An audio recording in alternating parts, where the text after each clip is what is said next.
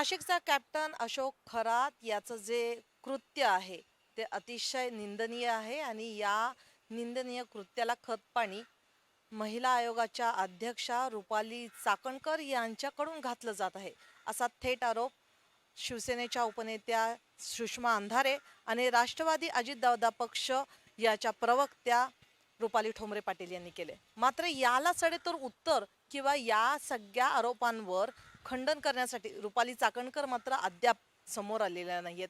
आपण आज रुपाली चाकणकर यांच्या बंगल्याच्या बाहेर आहे आणि तुम्ही बघू शकत असाल तर कुठल्याही प्रकारे इथे त्यांचा वावर हा दिसून येत नाहीये।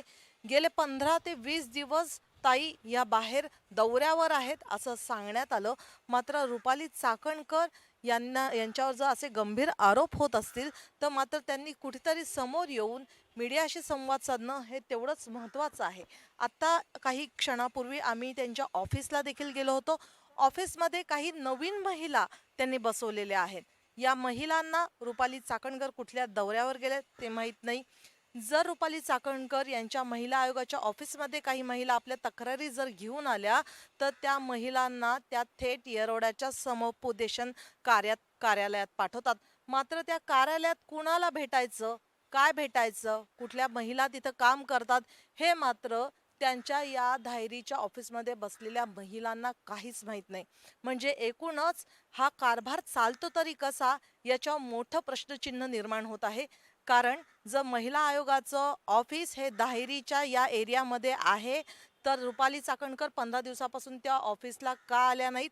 दुसरी महत्त्वाची गोष्ट, त्यांनी जर ज्या महिला बसवलेल्या आहेत, ज्यांना बाकीच्या ज्या तक्रारदार महिला आहेत त्यांचं समुपदेशन करण्यासाठी बसवलं आहे, या महिलांना पीडित जी महिला आहे तिला येरवड्याला कुठल्या विभागात पाठवायचं, कुठल्या अधिकाऱ्यांकडे पाठवायचं, तिचं समुपदेशन कसं होणार याविषयी काहीच माहीत नाही। मग हे कार्यालय कशासाठी, महिला आयोग नेमकं काय काम करतो असा देखील प्रश्न उपस्थित होतोय। शिवाय या धायरीच्या ऑफिसमध्ये बसलेल्या महिलांना रुपाली चाकणकर या कोणत्या दौऱ्यावर गेल्यात, किती दिवसांसाठी गेल्यात, कधी परत येणार याची देखील उत्तरं माहिती नाहीयेत।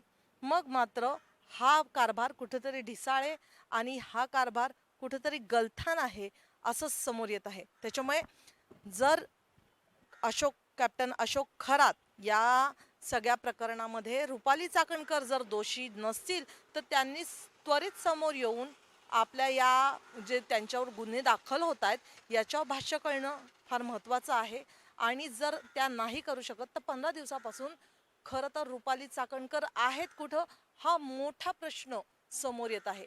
म्हणजेच आज सकाळी राष्ट्रवादीच्या अजितदादा पक्षाच्या प्रवक्त्या रुपाली ठोंबरे पाटील यांनी केलेला आरोप खरंच आहे का, रुपाली चाकणकर या फरार आहेत का, याचं उत्तर मात्र अजून गुलदस्त्यात आहे। त्याच्यामुळे रुपाली चाकणकर नेमक्या आहेत कुठे हा प्रश्न LS मराठीच्या मार्फत आपण उपस्थित केलेला आहे।